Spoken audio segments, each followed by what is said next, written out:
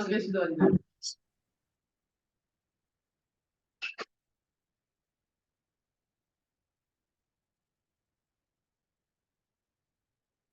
Donc, après avoir choisi la solution technique, elle se fait en fonction des besoins de l'entreprise. On ne choisit pas, je dis que je veux un vélo. Je veux un vélo parce que tous les matins, je veux courir, je veux aller rouler à la fenêtre du ponton. Et puis, vous m'envoyez une trottinette. Donc, vous allez évaluer mon besoin, vous allez identifier mon besoin, définir les objectifs, et puis en fonction de ça, vous me donnez la solution qui est. Je dis que je n'ai pas d'argent. Je prends l'exemple, je dis que je n'ai pas d'argent. Je veux faire un site, je n'ai pas d'argent. Mon revenu, c'est de 200 000 francs, mais j'ai besoin d'un site pour faire marcher ma petite entreprise. Vous venez me vendre un logiciel éditeur, un logiciel de site éditeur. Au lieu de me donner un truc libre comme Qt. Vous voyez que ça ne peut pas marcher. La solution technique ne sied pas, ne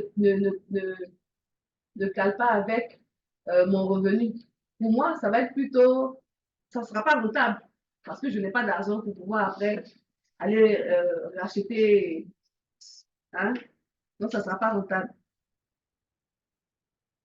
Donc, la solution technique là est toujours en rapport avec la rentabilité. On doit toujours la mettre en rapport avec la rentabilité du projet. Et donc, chaque fois qu'on a une solution technique, ça veut dire qu'on va préparer une solution financière qui va avec.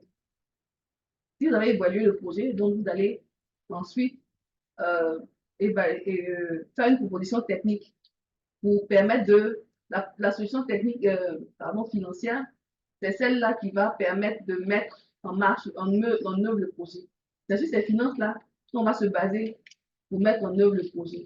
Si vous me dites que et toutes les étapes du projet doivent être, on doit avoir le coût de chaque étape du projet. Si vous dites que dans la première étape du projet, qui est d'analyser les besoins, vous allez peut-être venir dans l'entreprise pour voir ce qu'on va faire. Vous allez devoir mettre un coût pour ça. Si vous venez voir ce que les gens font déjà, vous allez mettre un coût pour ça. Je viens pour 2 jours, donc je vais évaluer le coût. Ça va faire peut-être 100 000 francs par jour que je vienne pour voir ce que les gens font déjà. Parce qu'avant de pouvoir donner une solution à quelqu'un, il faut voir ce qu'il fait. Je dis, moi, je veux plus faire la loco de cette manière-là. Moi, je veux faire la loco dans tel contexte. Mais pour le faire, vous allez voir, avant de pouvoir imaginer ma solution, la solution que vous allez me proposer, il faudrait bien voir comment je grille la loco d'abord. Donc, vous allez venir tous les jours pour voir. Ah, elle prend l'huile de palme, au lieu de prendre l'huile du Nord. Elle travaille sur du charbon, elle fait ceci, elle fait cela, donc vous allez regarder ça. Mais tous les jours, ça fait partie de votre charge. C'est une charge que ça fait partie du cahier de charge, donc il y aura un coût associé à ça. Après ça, quand vous allez commencer à analyser ce que vous avez vu, vous allez analyser pour voir si ça, pour faire ressortir mon besoin dedans. Il y aura un coût aussi pour l'analyse. Donc, chaque étape du cahier de charge là, doit avoir un coût.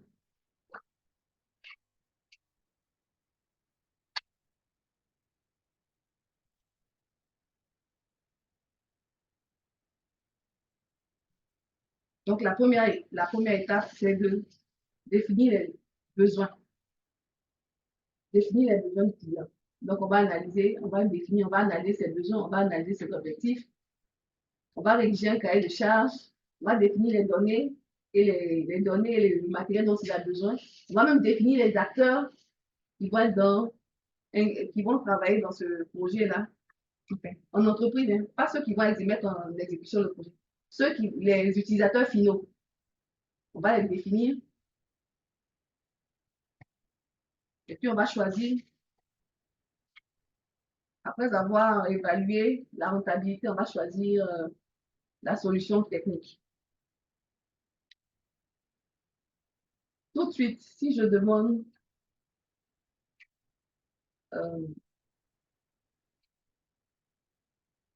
je veux mettre en place un système d'information une cartographie dynamique, une cartographie dynamique des arrêts de bus. Quelle solution technique on peut proposer?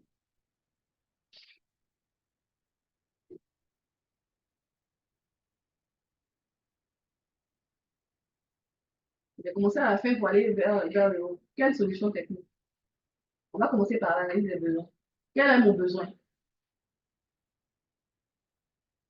Je suis la directrice de la SOTRA.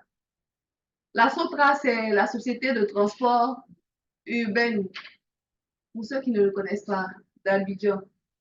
Donc, elle a beaucoup de bus que les populations utilisent. Donc, si je veux mettre en place un système d'information géographique pour aider à la fluidité, hein, à la fluidité du transport avec les cars des bus de la SOFA, quel, est, quel sera l'objectif? On va venir aux besoins. Quel sera mon objectif là, c'est quoi? Quel est mon besoin? Quel est mon objectif? Quel est mon besoin? Oui, monsieur, vous avez levé la main. Madame, Oui,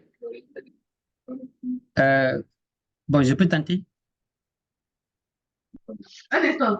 Vous savez, comme eux, ils sont en ligne, ils ne sont pas très. Donc, quand ils veulent parler, on va les laisser parler pour qu'eux, ils puissent, ça puisse être un peu dynamique. Parce que, oui, allez-y, monsieur Sendou. C'est pas Sendou, c'est Siba. Ah, c'est monsieur Siba, parce que je vois monsieur. Excusez-moi, alors, monsieur Siba. OK. Allons-y. D'abord, pour que cette activité soit effectuée, d'abord, on doit essayer de faire un inventaire des lieux où, comment je vais dire ça, les arrêts de bus sont effectués, en fait. C'est-à-dire qu'on puisse connaître le nombre d'arrêts de bus, donc des lieux où les gens prennent les bus, en fait, quand les gens ont besoin de prendre les bus.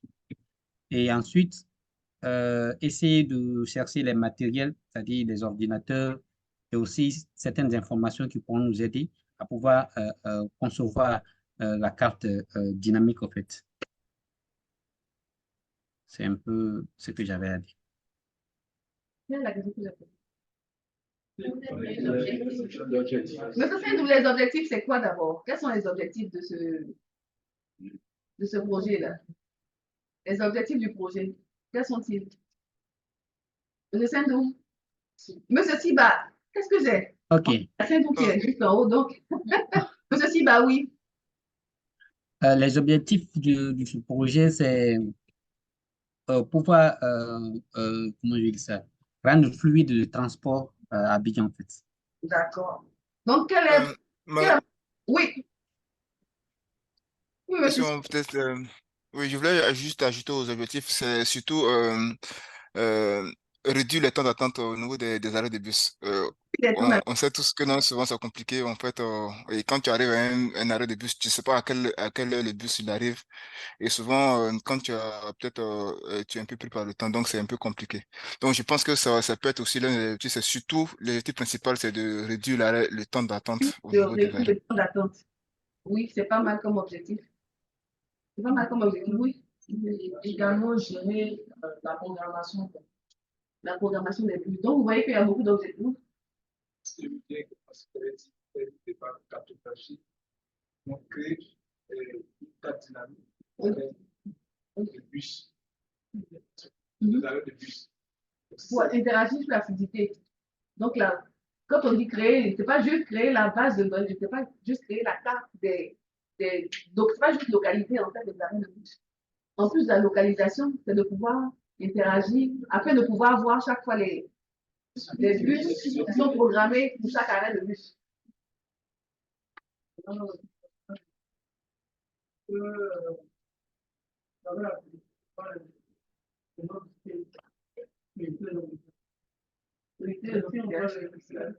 Ça c'est pas, non, ça c'est un autre, ça c'est un autre. À la lettre de aussi permettre au niveau de la programmation, voir les zones qui demandent Plus de bus pour peut-être nous en envoyer plus, donc dans les statistiques. D'accord, si on a ça, quelle analyse des besoins on peut faire? Ça, c'est l'objectif. Hein. Donc, l'analyse des besoins. Vous allez à la SOCRA, qu'est-ce que vous allez faire?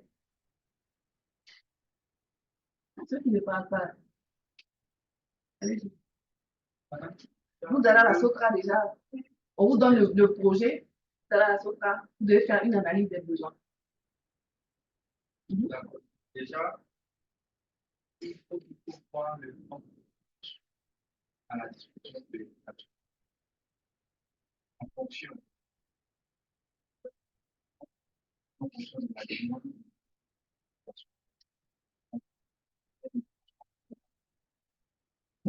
Voici conseil.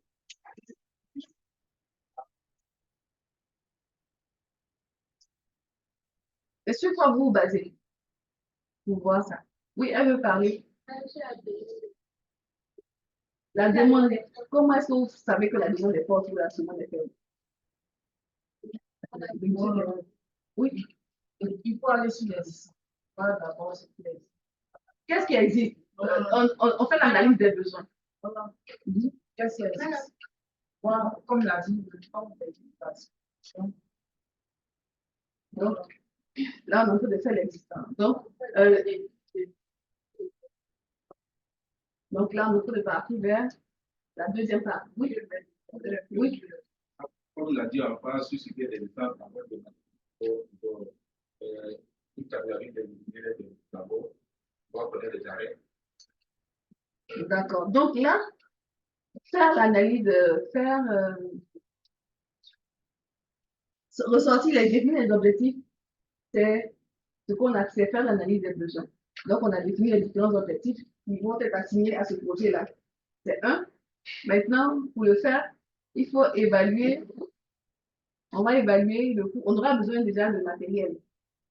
Hein, pour le projet, on aura besoin de matériel. On aura besoin de savoir quoi d'autre.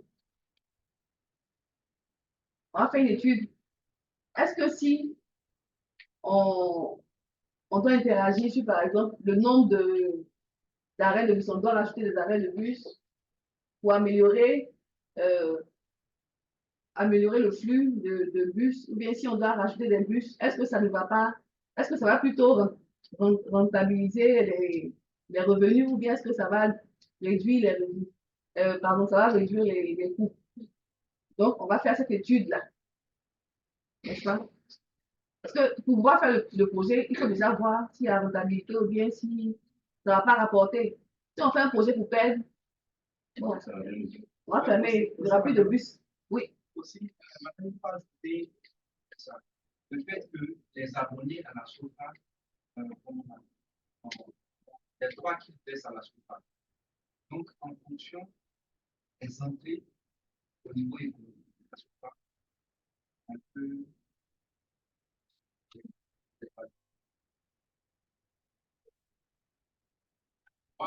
voilà. En fonction du nombre d'abonnés, bien évidemment, il y a différents types de souscription de forfait en fait. Donc, on est dans l'analyse des besoins maintenant. On est en train d'étudier l'existant. L'analyse des besoins là, c'est quels sont les besoins, quels sont les objectifs qu'on va s'assigner, quelle est la solution technique. Oui. Oui.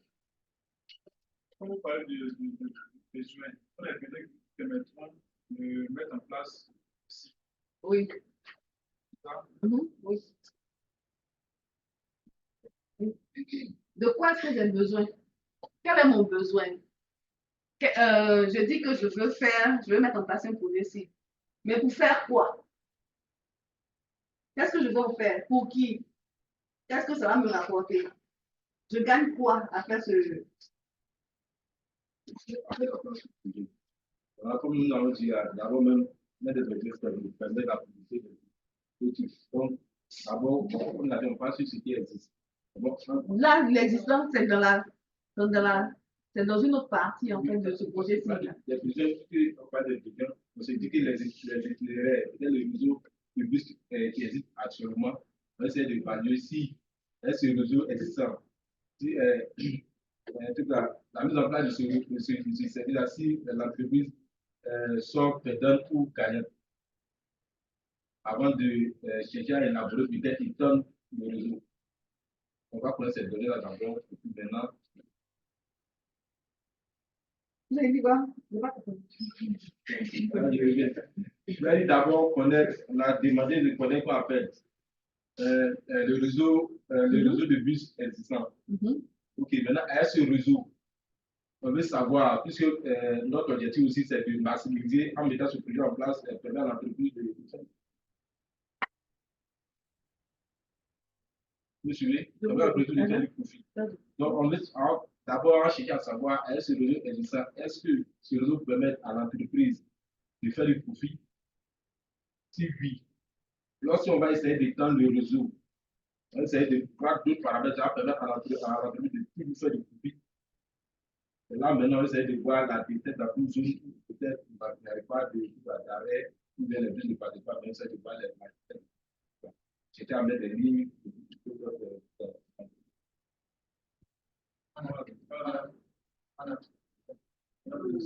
Oui, monsieur, juste, monsieur en blanc. Selon moi, quand on parle de l'analyse des besoins, c'est une cible. Une cible. Quand on a les produits, on a les techniques, on voulait faire l'analyse des besoins. Les besoins, ça vient de la cible. Quelle est la cible? Ouais, la cible. C'est elle qui détient les données. Donc, selon moi, on va chercher les données primaires. C'est de l'autre côté, la cible. À ce moment-là, on va chercher les outils, les matériels et aussi les ressources humaines à mettre à la disposition pour qu'on puisse collecter les données. En tout cas, c'est qu'on va pour moi. Vous savez plus, la cible, c'est qui? C'est vous, La cible, c'est la population. La cible, c'est pas la population. Il n'y a pas que la population. Oui, ça. Si vous vous basez, parce que c'est la SOTRA, mais ce sont la même population là qui va dans les hôpitaux. Si vous vous basez sur la population, je crois que vous allez mettre des arrêts de bus à chaque maison. Hein. Oui.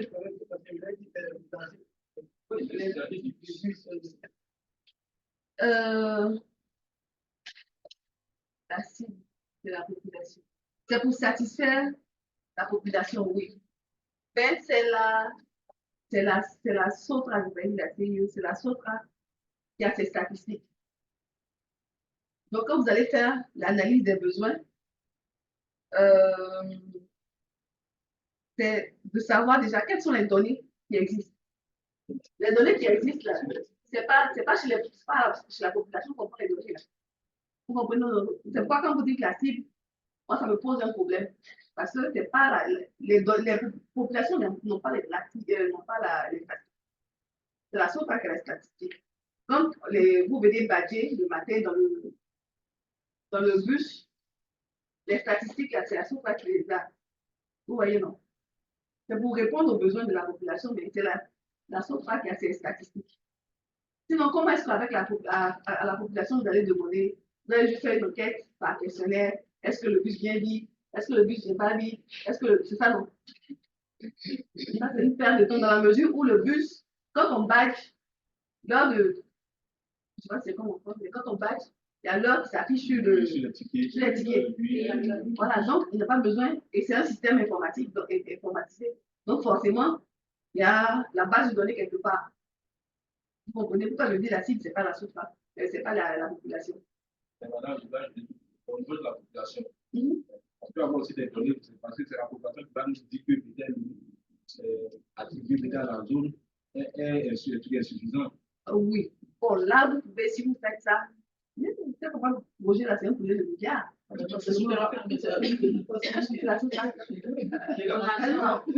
Mais, non, vous pouvez par exemple dire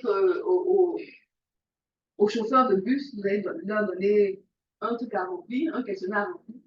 Donc, un questionnaire où par exemple, vous allez mettre que, est-ce que après le passage de l'heure X, donc chaque fois qu'il passe, est-ce qu'il y a encore des usagers qui attendent? Le bus est plein, est-ce que le bus est plein? Est-ce qu'il y a encore des usagers? Là, vous pouvez faire des statistiques, mais dire que vous allez passer chez les gens pour faire les. Alors, de mon point de vue, oui. l'idéal serait de faire cette étape. Déjà, des capteurs au niveau des différents points d'arrêt qui permettent en fait de voir plus ou moins c'est pas c'est problème, on va dire l'étendue du nombre de personnes qui se trouvent là en fonction des capteurs. Et voir. Si ça coûte pas cher. Oui, mais en fait, ça sert dans ça que, dans le sens où il saurait plus ou moins à quel moment est-ce qu'il faut envoyer les puces régulièrement que les puces soient déjà remplis. Parce que souvent, ils perdent des clients, qui fait que les gens attendent trop et donc sont obligés de partir en côté de transport. D'accord. Oui, le monsieur de la parole, il dit que c'est dit qu'on a parfois le bus, il peut être déjà rempli avant d'arriver à d'autres arrêts. Comme ça. D'accord. D'accord. Donc, oui. Ce qu'ils ont dit, il doit ajouter les gens de 49. Comme dit là, surtout là, avant d'envoyer un bus, d'abord, puis la voie doit être accessible. C'est-à-dire, une voie qui ne sont pas. Donc, au niveau de nous, à la recherche des données, d'abord, on va essayer de voir les zones qui sont accessibles. Ici, voilà la fréquence. Là, c'est au niveau de la population qu'on définit la fréquence des bus de la zone. C'est-à-dire que dans les zones de 49 passe une fois dans la ville.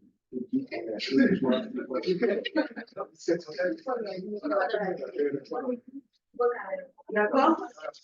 Bon, l'essentiel, là, c'est pas ça. L'essentiel, c'est de comprendre que on doit faire l'analyse des besoins. C'est un exemple qu'on a donné. Donc, pour faire l'analyse des besoins, là, on doit choisir il y a deux possibilités pour faire l'analyse des besoins. Il y a une démarche il y a plusieurs démarches possibles. Il y a une démarche qui est inspirée par Pornan, qui dit en 1995 que pour faire l'analyse des besoins, on peut utiliser cette méthode-là qui est, elle ne sait pas ici, faire une étude préalable des aspects techniques, économiques et organisationnels de l'entreprise, définir et planifier les objectifs à court, moyen et long terme, ainsi que les moyens à utiliser. Et puis choisir un système adapté, donc ça c'est la partie technique, la solution technique, mettre en place une organisation et concevoir la base de données et l'application qui va avec le projet.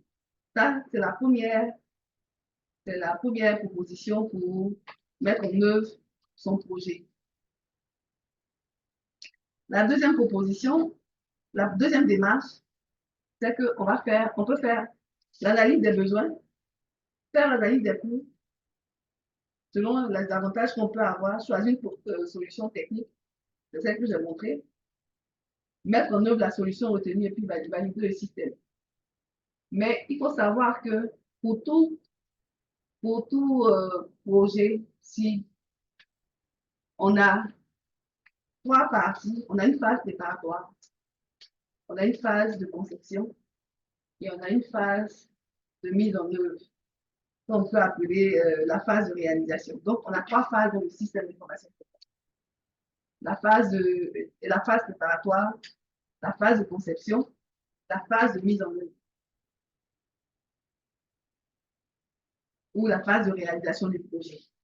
Donc, dans la phase préparatoire, là, c'est la phase indispensable dans laquelle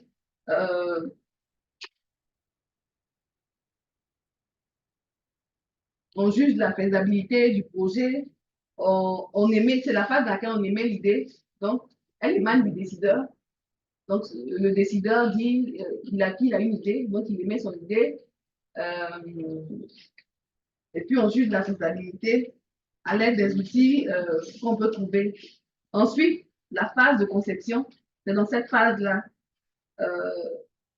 où on va déterminer les différentes tâches, on va planifier le projet On va affecter les ressources et puis élaborer tout ce qui est tableau de bord qui permet de suivre l'avancée du projet. Ça, cette tâche-là, c'est une tâche qui sera faite par le chargé. Cette tâche-là, cette activité, c'est le chef de projet en général qui est chargé de la phase de conception. Et puis, on a la troisième qui est la phase de réalisation. Cette phase, c'est la phase plutôt, une phase plutôt opérationnelle. C'est là-bas qu'on va mettre en exécution le projet. Donc, je sais pas, le truc, c'est poussé. Donc, on va aller aux deux.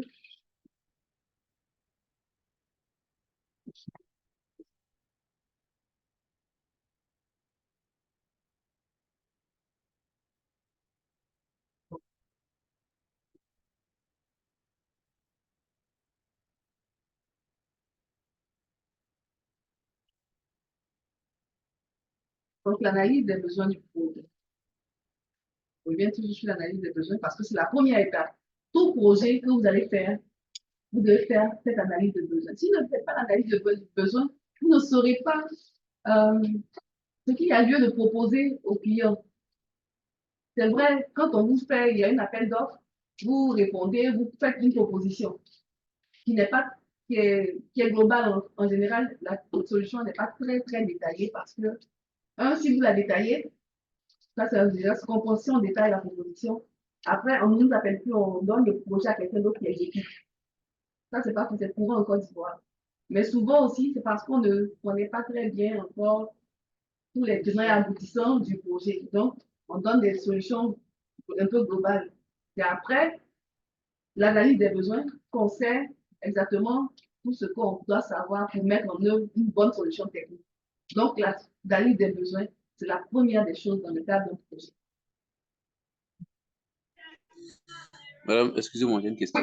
Oui, monsieur Sendou. Sendou, on est. Oui, monsieur Sendou. Monsieur Koné. Oui. Est-ce que le budget du client oui. a un impact sur l'analyse de notre projet? Sur l'analyse du projet. Sur l'analyse des besoins. Ou bien non, pas sur le projet même. Oui, le budget du client a une influence sur le projet. Parce que si le client vous dit qu'il a 10 millions. Non, pas sur le projet, sur l'analyse qu'on va effectuer. Sur l'analyse. Oui. Bon, je veux dire quoi? En fait, l'analyse va aboutir à une proposition qu'on va faire au client. Oui, exactement. N'est-ce pas? Oui. Voilà. Et dans cette analyse-là, il faut prendre en compte les coûts. Les coûts, oui.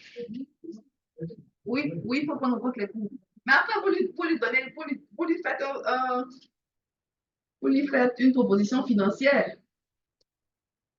Vous lui faites une proposition financière. Avant de commencer le projet. De ce qu'on va proposer. Avant de commencer le projet. Allô? Oui, allô? Oui. Désolé. Je disais, avant de commencer le projet chez le client, ça veut dire que vous vous êtes entendu. Vous lui avez fait une proposition financière. Donc, vous avez déjà pris en compte. Vous avez déjà pris en compte vos. Beaucoup de fois, ce qui arrive, c'est que pas les projets d'envergure, oui, mais les micro-projets là. Oui, on dit. Si, vous avez raison. Le client dit, oh, je veux telle chose, mais voilà tel truc que j'ai. Voilà tel montant que j'ai. Est-ce qu'on peut faire quelque chose avec ça? Si.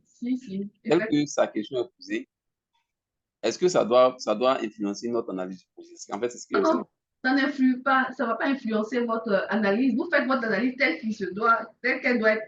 Et puis après, vous lui dites, voilà l'analyse qu'on a faite. Mais votre budget ne permettra pas d'avoir une solution qui permettra de prendre en compte ou bien de résoudre votre problème. Maintenant, si vous voulez que je le fasse, là, vous entendez, si vous voulez que je le fasse, voilà ce que je peux vous proposer avec ce que vous avez prévu. Mais il faudra dire qu'après, vous serez obligé de faire une mise à jour ou bien de changer de système après. Ça se fait aussi. Mais si vous posez votre analyse des besoins Après, il vous dira, il va vous en vouloir parce qu'il vous dira, si vous aviez analysé correctement, vous m'aurez dit peut-être que j'allais faire quelque chose. Vous faites votre travail comme il se doit. Même si après, les moyens financiers qu'il met ne suffisent pas, bon, ça c'est lui qui aura. C'est bon? D'accord, je vois. Merci. Merci. C'est bon.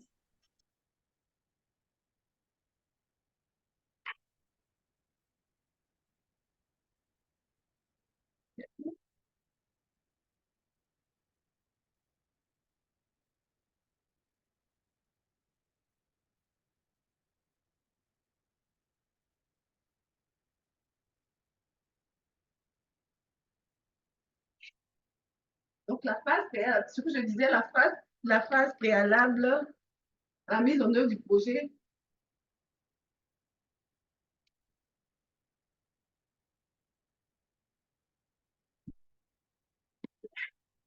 c'est bien l'analyse des besoins. Parce que je disais que l'analyse des besoins, c'est la porte d'entrée en fait du projet. Une fois que le décideur a donné son idée, il a dit qu'il voulait quelque chose, il a décidé de mettre en œuvre un projet si il va trouver quelqu'un pour exécuter le projet.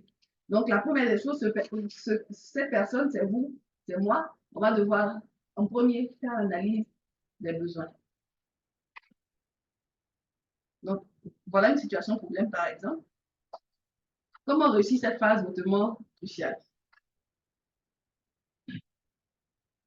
La collecte de...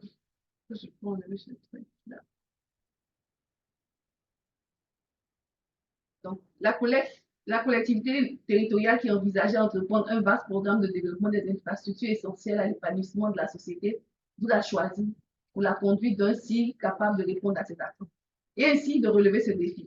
Vous êtes donc chef de projet. Vous êtes donc chef de ce projet dont les résultats sont attendus avec beaucoup d'impatience par toute la collectivité locale, territoriale. En tant qu'expert géomaticien spécialiste de la conception, quelle est la première étape de la mise en route de ce projet ambitieux?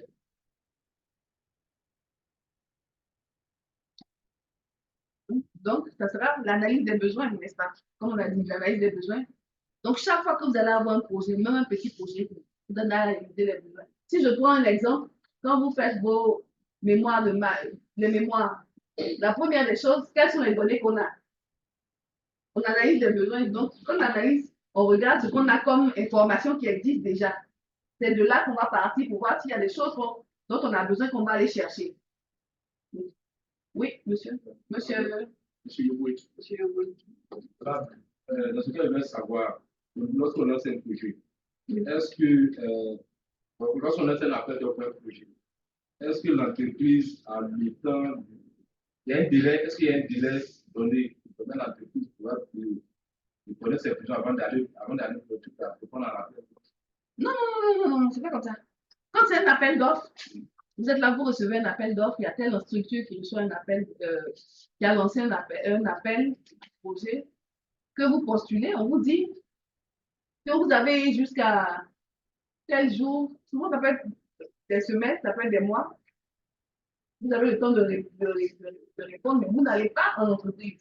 Vous n'êtes pas censé aller chez le client pour voir ce qu'il a. Non, parce que là, vous allez quitter les personnes, on n'est pas censé être en contact avec celui qui demande le projet, le demandeur de projet. Non? Il vous a donné ses besoins. Il y a des TDR. Donc, vous allez lire les TDR, c'est en fonction des TDR que vous allez écrire votre proposition technique et financière. Donc, c'est pourquoi je pense là que je disais que quand vous écrivez votre réponse, votre réponse technique n'est pas forcément bien détaillée parce que vous n'avez pas tous les contours hein, des besoins de l'entreprise. Vous allez faire des choses générales. C'est quand vous allez aller en entreprise pour faire l'analyse des besoins, vous allez dire, vous allez corriger en fait votre réponse technique au fur et à mesure, en fonction des besoins, vous allez corriger votre réponse technique. Mais vous n'entrez pas en contact avec le client, vous n'avez pas de contact. C'est vrai que certains passent outre, ils vont voir des gens qui connaissent à l'intérieur de la structure pour pouvoir les aider à écrire leur réponse technique. Voilà.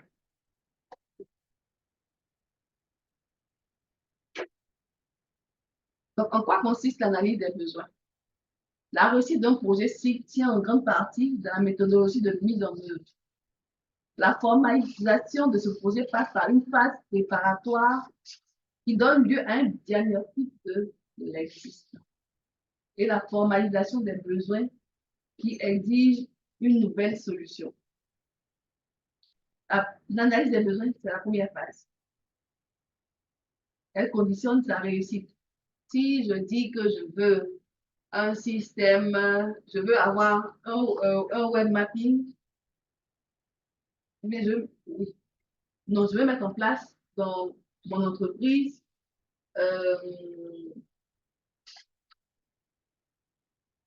un système d'information géographique qui va être utilisé par tous les membres tous les employés de ma structure.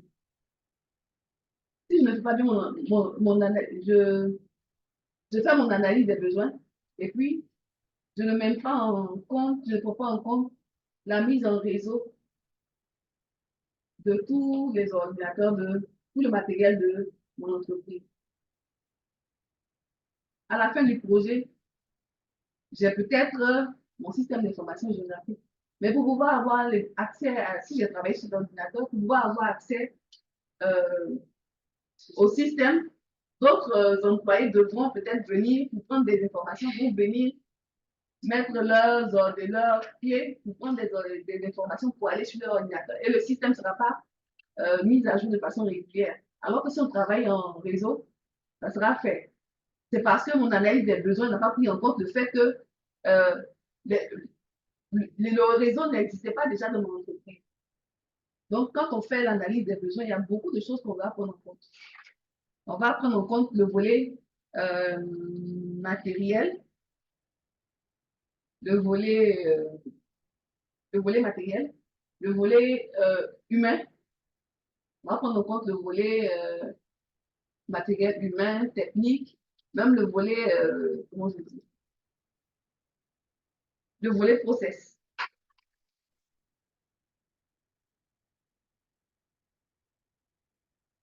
D'abord, la première des choses, c'est une phase de communication. Donc, pour faire l'analyse des besoins, quand vous allez venir en entreprise, vous n'allez pas directement venir, bon, je suis venu voir, vous allez venir rencontrer les employés de l'entreprise. Vous allez parler avec eux, donc vous allez communiquer, vous allez échanger. En communiquant, vous allez voir ce qu'ils font, comment ils font déjà. Parce que l'analyse des besoins, c'est de voir ce qui existe, mais de voir ce qui est fait. Comment c'est fait? Donc, je viens en entreprise, j'observe, je vois comment les gens travaillent, je discute avec. Qu'est-ce que vous faites? Ah, je fais la mise à jour des données.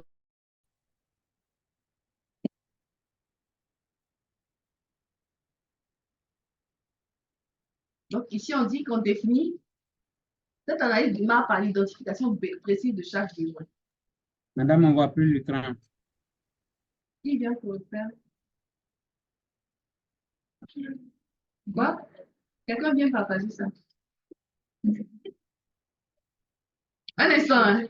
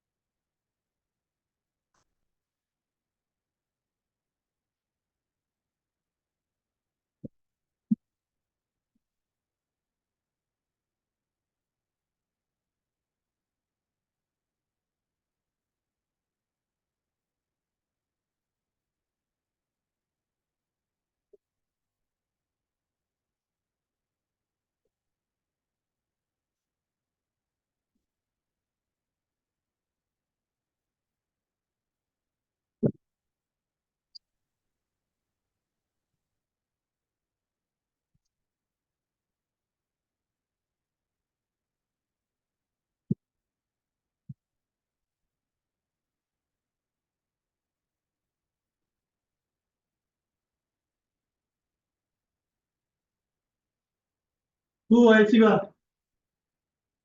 Tiba, Oui, où est l'écran maintenant? oui. Dans le coup. Ok.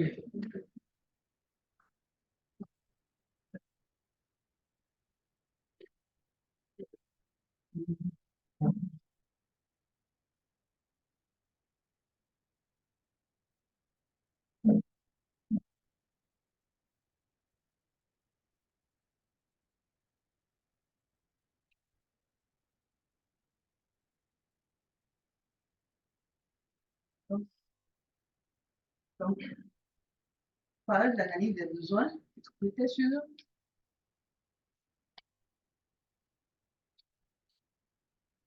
Puis vous regardez ici, c'est écrit chaque analyse démarre par l'identification précise de chaque besoin. On définit le quoi. En réalité, c'est pas le. On commence par le qui fait quoi, comment. Qui fait quoi et comment, c'est ça. Donc, quand vous allez en entreprise, quels sont ceux dans l'entreprise qui demandent qui veulent le projet, vous allez voir qui, vous allez voir tous les employés. Donc, quand on regarde les employés, c'est le voir de décrire, en fait, leur grade, leur niveau, leur qualification et ce qu'ils font, leur fonction dans l'entreprise, tout ça, quel niveau ils ont, etc., etc. Parce qu'après, il faut analyser aussi les ressources. Vous n'allez pas faire un projet de cartographie, par exemple, pour une entreprise où il n'y a qu'une secrétaire qui n'a pas de background en cartographie. Bon, le patron veut un système d'information géographique dans un projet, un système d'information géographique, mais il n'y a personne pour utiliser le système. Donc, il faut faire l'analyse des besoins. Parce qu'après, cette analyse des besoins, vous allez dire de quoi il a besoin dans son entreprise. Pour mettre en place, si je veux mettre en place ce système-là, j'ai besoin que vous ayez, je voudrais que vous ayez une personne ressource pour utiliser le système. Donc, dans ce cas-là, je dirais, vous allez former, donc il y aura une partie formation pour former les gens qui vont utiliser, ou bien vous allez embaucher. Donc, il faut analyser les ressources. Donc, je viens, monsieur X, il est qui? Il fait quoi? Qu'est-ce qu'il fait?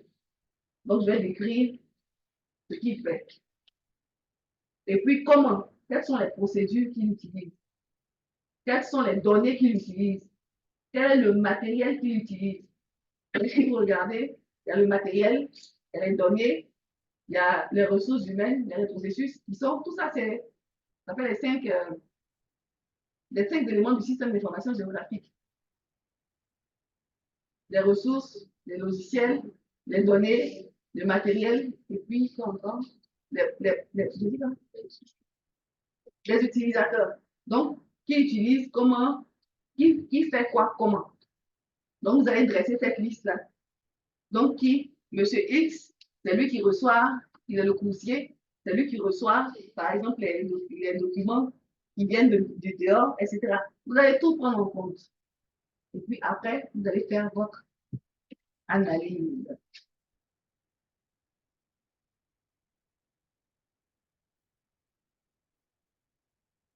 Donc, la première des choses, c'est donc vous allez vous dresser votre tableau. Donc, toutes les ressources humaines vont être listées. Vous allez collecter. On pourrait même dire que l'existence se fait en trois parties. Mais bon, vous allez collecter toutes les données. Hein? Vous allez collecter toutes les données qui sont utilisées dans cette entreprise. Toutes les données, que ce soit des tableaux, que ce soit des fichiers, que ce soit des catalogues, toutes les études statistiques, etc. Donc, vous allez collecter cela. Ça fait partie des données. Et quelles sont les méthodes qu'ils utilisent avec ces données-là? Comment les données-là sont utilisées? Donc, toutes les méthodes-là, vous allez le dire. Par exemple, on est un cabinet de cartographie. Ils reçoivent toujours de la donnée qui vient du terrain. Ce sont des points GPS. Donc, ils reçoivent ces points GPS-là. Ils les téléchargent dans leurs ordinateurs. Ils peut-être les convertissent ou bien ils les mettent ensemble avant de les transformer dans le logiciel. Donc, toutes les étapes, là, toute la méthodologie pour chaque donnée. Donc, en entrée, on a une donnée. La donnée, comment elle ressort bien, comment elle est utilisée, comment elle est servie, comment elle est reprise. Tout ça va être listé. C'est ça qu'on appelle l'analyse des besoins. Donc, les ressources humaines, je disais, donc le KID, il y a combien de personnes? Donc, vous allez classer, par exemple, par fonction. Il y a combien de personnes, quel est le niveau, quelles sont leurs qualifications. Vous pouvez même mettre en place un guide d'entretien pour aller vite aussi. Souvent, on met un guide d'entretien en place et on le dispatche par employé, pardon. et puis chacun remplit déjà. Ça n'occupe pas que vous alliez dans l'entreprise et que vous prenez le temps d'observer et de poser des questions. Parce que souvent, les employés, ils pensent que c'est pour venir les questionner. Alors que c'est de savoir ce qui ne va pas, c'est de comprendre pourquoi vous avez besoin de telle nouvelle technique, nouvelle technologie. C'est de comprendre pourquoi et puis améliorer de sorte que ça puisse caler avec vos exigences. Mais souvent, eux, ils pensent que le patron ou quelqu'un pour nous embêter. Ou bien ils vont vous dire qu'ils n'ont pas le temps de le faire. Donc, quand vous envoyez, ils ne remplissent pas, ils déposent, et puis après, ah oui, j'ai rempli demain. Et puis, donc, en plus de ce guide-là, vous pouvez venir et puis leur poser des questions même tous les jours, de venir les assister. Ça aide. Une fois que vous avez fait cela, vous avez collecté l'information, vous allez l'analyser. Parce que c'est de l'analyse que vous allez tirer tous les besoins. C'est de l'existant plutôt que vous allez tirer tous les besoins pour votre projet. Donc, vous allez analyser l'information. Vous allez la classer. Vous allez ça va vous permettre d'avoir une vue synthétique de toutes les informations, une vue générale sur toutes les informations que vous allez tirer concernant les ressources humaines, concernant les processus, concernant le matériel, les logiciels, les utilisateurs, etc. Donc, vous allez avoir toutes les informations. Et donc, après ça, vous allez maintenant esquisser un modèle qui va vous permettre de comprendre comment les gens travaillaient avant cette entreprise-là. Comment est-ce qu'on travaillait avant? Je parlais de la dame qui vend les galettes. Comment est-ce qu'elle faisait avant? Maintenant, elle veut changer de technique pour améliorer son... Donc, qu'est-ce qu'elle faisait avant? Donc, le fait d'être là avec elle tous les jours, de prendre note de tout ce qu'elle fait, comment elle fait, et avec qui, ça va vous permettre de comprendre son travail. Donc, une fois que vous avez compris le travail, vous pourrez maintenant critiquer, vous allez critiquer. Donc, ici, là, en principe, avant de faire ça, avant de scanner la carte, après avoir scanné la carte, il devrait, par exemple, la géoréférencer avant de pouvoir prendre les coordonnées dessus la carte, le papier qu'il a scanné. Et vous allez critiquer votre analyse, votre collecte que vous avez fait. Vous allez critiquer. Donc, ce n'est pas seulement d'analyser et de dire ce qui est négatif, mais vous allez analyser. Vous allez dire, voici les bons points. Hein, voici les bons points de votre inventaire de l'état qu'on a fait là. Voici les bons points. Puis voici ce qui est négatif. Parce que si vous venez tout de suite, tout est négatif, il n'y a rien. L'employeur, lui, il ne dira rien, mais les employés, ils sont fâchés. Et ils seront pas très réceptifs pour la technologie ou bien le projet que vous enverrez. Parce qu'il faut vouloir leur adhésion. Donc, si vous venez tout de suite que tout est négatif, lui, là, il ne va pas venir m'embêter. Sur quel projet? Moi, le fait de mon travail comme ça, il vient dire que mon travail n'est pas bien fait. Donc, il faut faire attention à ça. Donc, vous donnez les points positifs et les points négatifs. Et puis, vous allez dégager les améliorations à apporter en fonction de quoi? Des objectifs fixés pour le projet. Donc, l'analyse des besoins, c'est de regarder, faire l'état de ce qui existe, qui fait quoi, comment. Donc, les ressources humaines qui travaillent, qu'est-ce qu'elles font, comment elles font, avec quoi elles le font. Et puis, pour chaque, on va faire une analyse synthétique, pour voir ce qui est bon, les points positifs, les points méthodologiques, les points négatifs, sur la méthodologie, mais aussi sur les ressources humaines. On voit que c'est le vous êtes dans une entreprise je prends un exemple banal, on est dans un restaurant. Et puis, c'est le monsieur qui essuie, qui nettoie le restaurant, qui vient servir du café. C'est pas normal. Parce qu'il n'y a pas assez de... C'est un exemple. Donc, vous avez fait votre analyse, vous avez vu qu'il y a un monsieur qui nettoie, celui qui nettoie, c'est lui qui vient de servir le café par moment. Donc, vous vous rendez compte qu'il y a un manque de main-d'œuvre. n'est-ce pas? Il y a un manque de serveurs. Donc, ça, c'est une analyse qui a été faite simplement. Vous voyez ça, donc vous direz, voilà le bon point, oui, vous faites du bon café, parce qu'on se rend compte que vous avez beaucoup de clients qui viennent prendre du café. Mais le point négatif, c'est que on arrive à avoir un serveur, une personne du ménage qui vient servir de ça. Donc, ça veut dire quoi? Conclusion, il y a un manque d'employés, un manque de serveurs. Donc, ce sera la même chose pour le système. Avec des preuves, parce qu'on parle avec des preuves. Si vous n'avez pas de preuves, convaincre le client avant de lui faire sa proposition.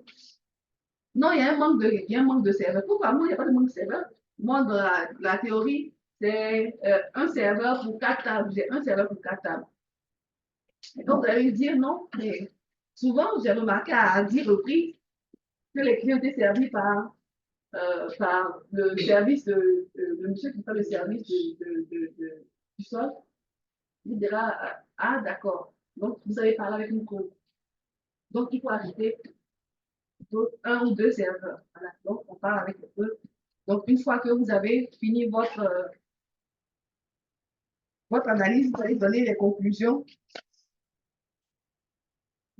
Et puis, une fois que c'est fait, maintenant, vous allez vous poser les questions. On a fini, j'ai fait mon analyse. Donc, qu'est-ce que je vais faire? Le système d'information géographique, le projet de système d'information géographique que je vais mettre en place, en œuvre, il sera pour qui? J'ai fait l'analyse des besoins. C'est vrai que l'entreprise a demandé. Je peux avoir Orange. Orange demande un système d'information géographique pour les réseaux enterrés. Mais c'est Orange qui a demandé. Mais à Orange, il y a le service commercial, il y a le marketing, il y a le service technique. Bon, une cartographie des réseaux enterrés. Qu'est-ce que les gens du service commercial vont faire? Et donc, il faut pouvoir dire à qui va s'adresser ce projet-là, à qui va être bénéficiaire du projet. Donc, les bénéficiaires, ça sera, par exemple, la cellule cartographique, le service SIG, le service cartographique, ou bien le service de marketing, etc., etc. Donc, il faut définir ça. Il faut définir les utilisateurs du projet. Quels sont ceux qui vont utiliser le système ou bien les résultats de ce projet-là? Quels sont ceux qui vont l'utiliser? Qu'est-ce qu'ils vont faire aussi? Parce que ce qu'ils vont faire va permettre de savoir ce que vous allez mettre en place. Qu'est-ce qu'ils vont faire? Si c'est juste pour visualiser de la donnée, par exemple, bon, je vais mettre en place un système pour visualiser de la donnée, donc un web mapping, juste pour visualiser, on ne peut pas télécharger de données. Pour visualiser. Ça, c'est parce que dans mon projet, j'ai décidé que eux, c'est juste visualiser. Ils n'ont rien à faire, ils n'ont pas de données à télécharger. Donc, si je fais ça, il n'y a pas de problème. Mais des gens qui ont besoin de la donnée pour faire des analyses spatiales, et puis je viens leur donner des web maps, qu'est-ce qu'ils vont faire? Donc, oui.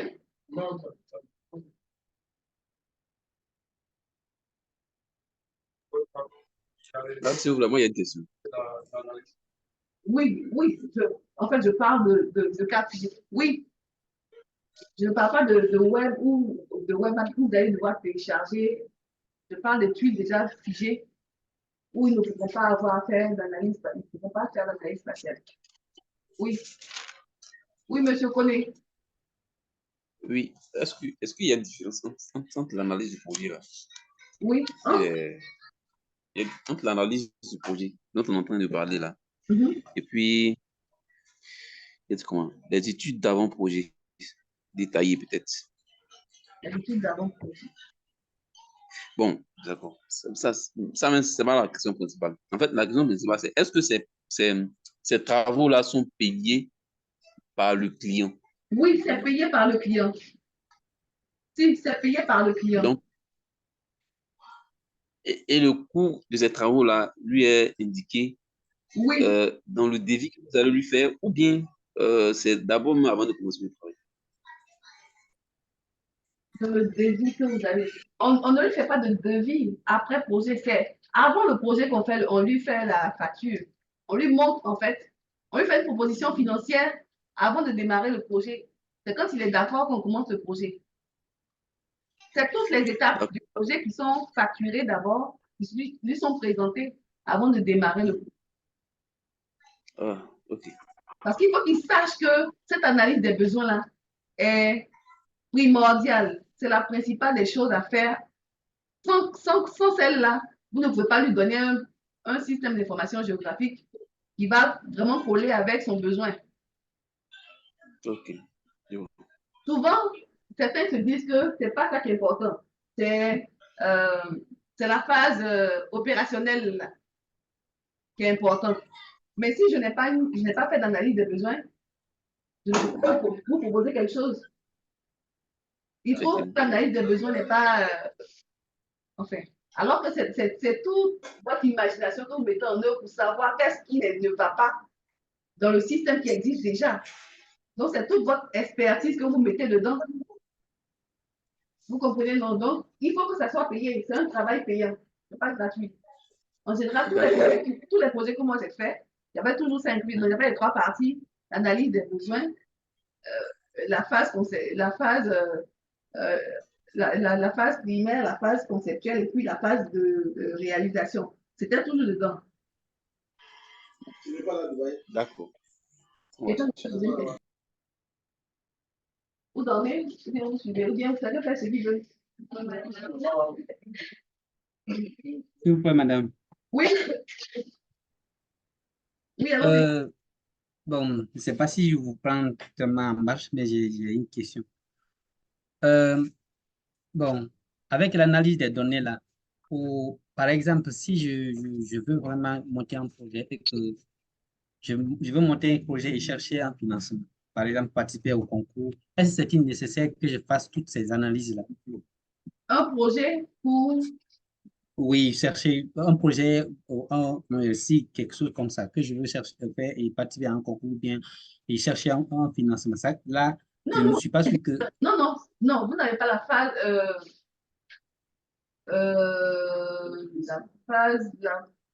cette phase-là d'analyse des besoins. Bon, vous n'avez pas peut-être en entreprise, mais votre projet doit répondre à un besoin. Ce n'est pas un projet Oui. C'est un projet qui doit répondre à un besoin. Comme par exemple, vous avez parlé des projets pour les mobile money. C'est pour répondre à un besoin bien précis, pour aider la population. Donc, ça doit forcément répondre à un besoin. Mais il n'y aura pas d'analyse. L'analyse, là, vous allez la faire. Vous allez faire peut-être une analyse. Il y a un besoin qui existe. Il y a un besoin. Donc, vous allez faire un état déjà. Qu'est-ce qui n'existe pas? Parce que si vous ne faites pas d'état des lieux, vous ne verrez pas ce qui existe. Alors que quand vous allez finir votre projet, on va vous dire, mais ça, il y a longtemps, ça existe déjà. Ouais. Donc, vous êtes obligé de faire un état pour voir s'il n'y a pas de projet existant de ce genre qui existe déjà. Sinon, si c'est pour faire quelque chose, ça sera redondant. On va dire, mais ça existe, pourquoi on va aller prendre cette autre solution? Alors que cette solution existe, on connaît déjà une solution comme ça. Vous comprenez? Mais ça ne sera pas en entreprise, ça sera pas en entreprise, mais vous allez chercher dans la littérature, peut-être, ou bien auprès des gens déjà, pour voir s'il y a des choses qui existent dans le sens que vous voulez aller là.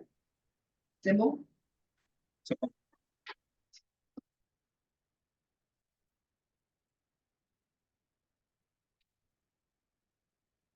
Donc, cette analyse-là, en plus de ça, vous allez aussi vous demander les données, les résultats, parce qu'ils produisent des résultats. Les données qui entrent en entreprise, des données que les employés utilisent, il y a des résultats. Il y a des mises à jour, il y a des mises à jour qui sont faites. Comment ces mises à jour-là sont faites? Est-ce qu'il y a des pas de temps de mise à jour des données? Est-ce qu'il y a des pas de temps pour l'utilisation des données? Parce qu'il y a des cartes qu'on fait, qui font pareil. Dans un cabinet, ils font des cartes chaque 2 jours, des cartes sur tel, ou bien je sais au service technique de l'Orange, il y a des cartes qui font chaque 2 jours, chaque 3 jours pour voir l'évolution de certaines choses. Donc, quel est le pas de temps qui est mis pour l'utilisation de telles données, la mise à jour, est-ce que c'est journalier, est-ce que c'est mensuel, etc., etc. Moi, j'ai parlé des procédures. Quelles sont les procédures? Quand on parle de procédures, ce n'est pas seulement les procédures pour les données, mais souvent, une donnée ne peut être utilisée que si le responsable hiérarchique n'a pas donné, donne l'autorisation plutôt. Donc, tout ça, ces procédures-là, non, ce papier-là, ça va, cette carte-là, c'est visualisé d'abord par le directeur technique. Quand le directeur technique valide la carte, c'est maintenant qu'on peut la produire. Donc, tout ça, il faut expliquer pour pouvoir après prendre des décisions. Ce n'est pas une petite affaire. Hein. L'analyse l'analyse même, pas la collecte en entreprise, mais l'analyse même l'analyse des besoins, l'analyse des besoins peut prendre une semaine. Hein. Peut vous prendre facilement une semaine. Si vous travaillez en continu, quoi. Peut vous prendre une semaine.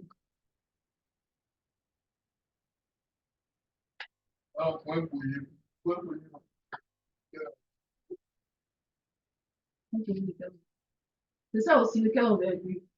C'est le projet du cabinet de géomètre d'à côté. Ça ne fait pas beaucoup de temps. Mais quand je parle des projets nationaux, internationaux, des projets d'envergure nationale.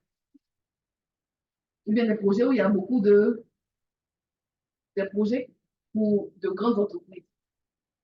C'est pas pour les petites entreprises.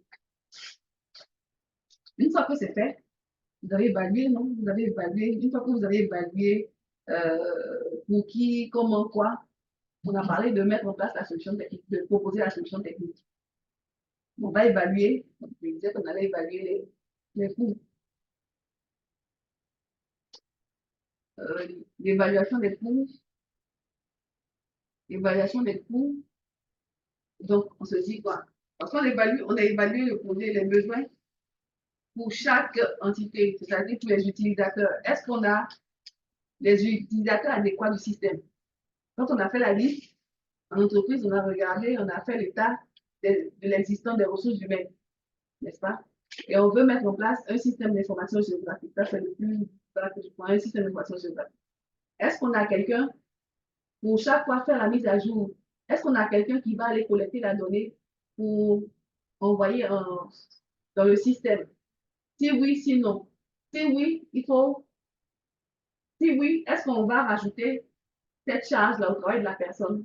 Ce sera gratuit. Ou bien est-ce que la personne on va devoir augmenter son salaire par rapport à ça? Ça, vous allez marquer quelque part. Si on augmente son salaire. Ou bien s'il faut prendre une personne, il n'y a pas de cartographe, il n'y a pas de géomaticien. On doit prendre un géomaticien dans l'entreprise. Donc, vous allez marquer quelque part. Un géomaticien, il a un coût. Donc, voilà, un géomaticien qui va être mis. On a besoin, les ordinateurs qui sont là sont des ordinateurs avec des RAM, des mémoires vives de peut-être 4 gigas. Ce n'est pas suffisant pour le projet. On a besoin de 2, 3, c'est un exemple que je donne, de 2, 3 ordinateurs de RAM de 16 gigas. Donc, on va en racheter. Donc, pour le projet matériel, on va mettre quel nombre d'ordinateurs? C'est un coût. Ça, on peut évaluer le projet comme ça. On a besoin de mettre tous les ordinateurs en réseau. On a besoin peut-être d'un serveur de base de données. Donc, on va mettre le coût. Tous les ordinateurs qu'on doit mettre en réseau, est-ce que l'entreprise a un informaticien pour gérer ça? Sinon, on va prendre quelqu'un pour le faire dans notre entreprise. Donc, le coût de cet informaticien-là, on va le mettre. Ça, c'est le volet matériel. Après, on a parlé du volet ressources humaines. On a parlé, on peut embaucher. On a parlé du matériel. Les logiciels ne vont être utilisés. Comme c'est du web mapping, on n'a pas envie de faire trop de développement. On va prendre un serveur, AD Server. On va prendre AD Server, son coût c'est 40 millions. Si on veut prendre le ADEX, c'est 40 millions. Donc, on va marquer 40 millions. Non, c'est un exemple que je donne. Donc, notre solution, comme on a dit qu'on veut faire du web mapping pour notre entreprise, on ne veut pas de développement. On va prendre AD Server, 40 millions. Les données qui vont être mises dans le projet, est-ce que les données existent déjà? Parce que le volet données, est-ce que les données existent déjà dans l'entreprise? On aura juste à les mettre sur le serveur et puis les configurer le serveur, etc. Mais qui va faire la configuration? C'est nous. Donc, notre temps de travail, c'est 100 000 francs par jour ou bien 200 000 en fonction de géomaticien, ingénieur junior, ingénieur senior, etc., etc. On met les montants. Ah oui, oui, oui, oui. On met les montants. Ça, c'est l'évaluation. Ça, c'est l'évaluation de la phase technique. Donc, on met les montants du matériel, on met les montants de... Maintenant, pour chaque, on veut se rassurer que ça fait partie de l'évaluation financière, là, est faite pour des différentes étapes. Donc, pour l'analyse des besoins, quand on fait, j'étais en entreprise 2 fois, j'ai fait l'analyse, quand j'ai fini la collecte, je suis venue, j'ai fait l'analyse, j'ai pris, pour moi, c'est 300 000 par jour, c'est un exemple, 300 000 par jour, donc j'ai travaillé 1 jour et demi, mais 2 jours et demi, tout ça, je facture. Donc, à la fin de l'analyse des besoins, avec le résultat,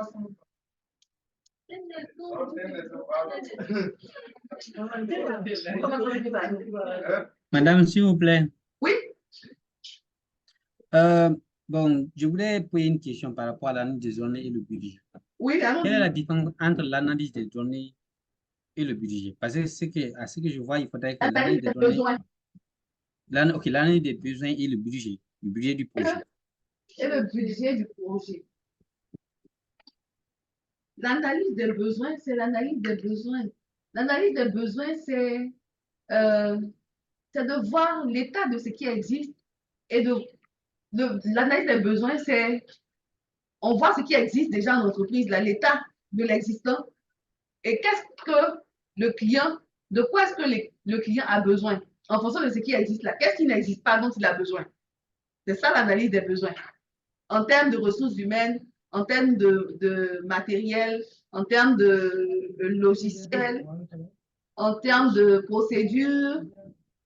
Donc, qu'est-ce qui existe chez le client, mais qu'est-ce qui lui manque plutôt pour répondre à son besoin?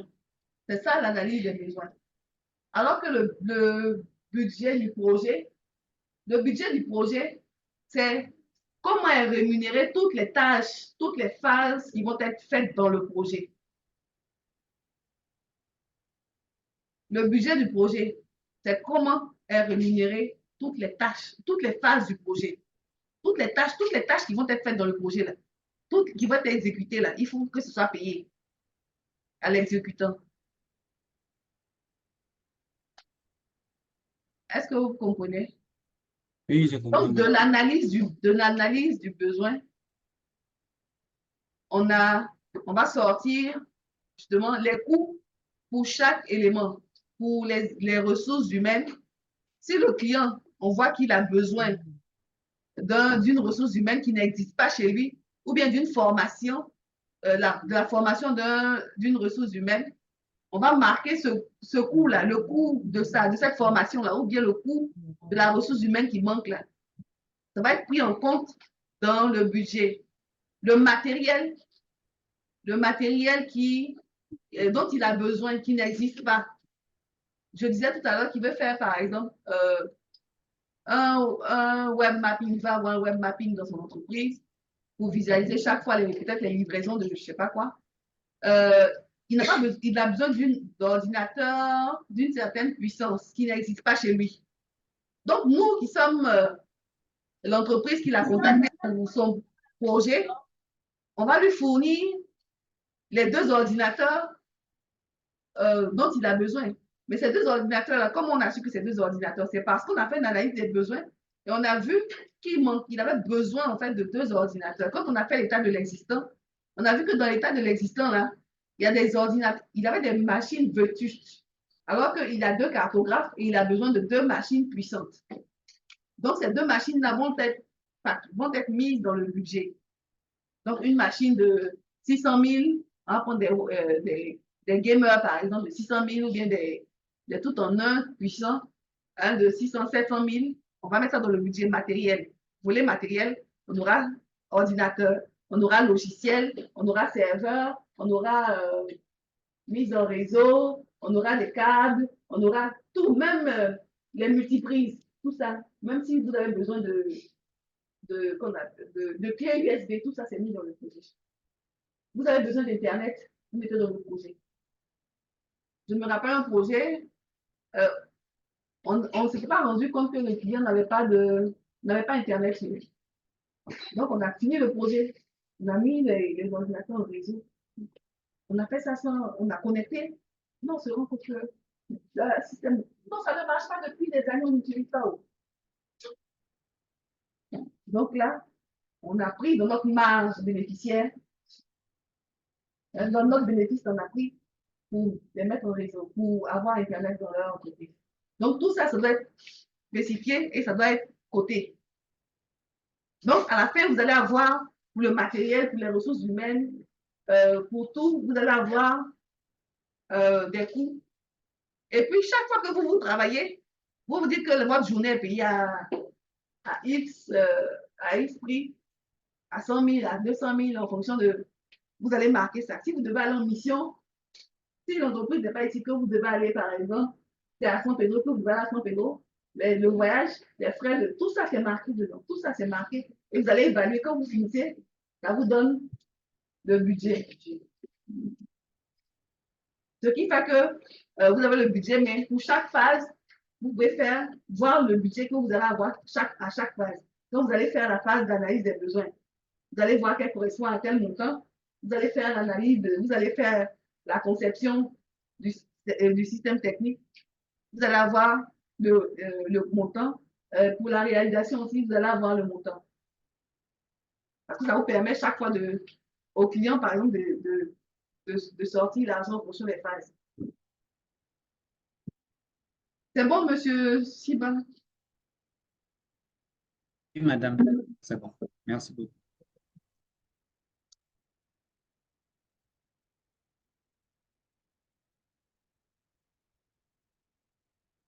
Dans votre analyse dans votre...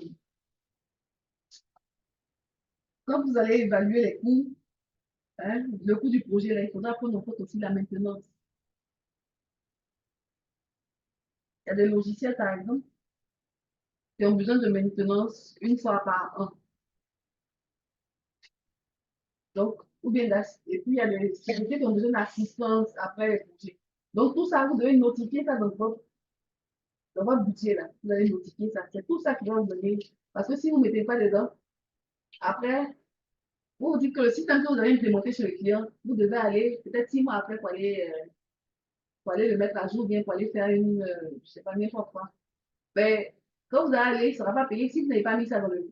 Non, vous dites, mais moi, j'ai fini de payer 50 millions, vous voulez que je paye encore 300 000, 2 millions. Et moi, je ne peux pas. Vous aurez dû mettre ça dans le projet. Donc, il faut penser à ça. Puis, il est en plein travail et puis on dit que son système ne marche plus maintenant. C'est pas bon pour vous.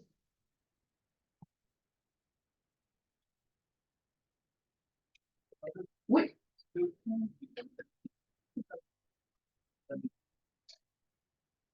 Le coût de l'analyse, mais c'est ce que je dis, le coût de l'analyse des besoins. Pour l'analyse des besoins, on va prendre un cas sous. L'analyse des besoins, je reviens sur le ministère des Eaux et Forêts veut mettre en place un système d'information géographique parce que, déjà pour faire l'état, la cartographie des périmètres d'exploitation forestière, c'est un projet simplement qui a existé, qui était déjà fait. Donc, on veut faire, la première partie, c'est de mettre en place, faire la cartographie des périmètres d'exploitation forestière. En fait, au ministère des Eaux et Forêts, les gens viennent, les exploitants forestiers viennent acheter, je ne pas acheter, louer, ils louent des parcelles qu'ils exploitent. Ils coupent les arbres des parcelles, des arbres d'une certaine taille. Il y a des caractéristiques d'arbres qui doivent couper, il y a des normes. Donc, le ministère des Eaux et Forêts vend des parcelles. La Côte d'Ivoire est coupée jusqu'au 8e parallèle, est divisée en plusieurs périmètres d'exploitation forestière. Donc, chaque exploitant vient, il paye pour une année, et puis on lui donne la parcelle sur laquelle il va travailler pour. C'est pas la question.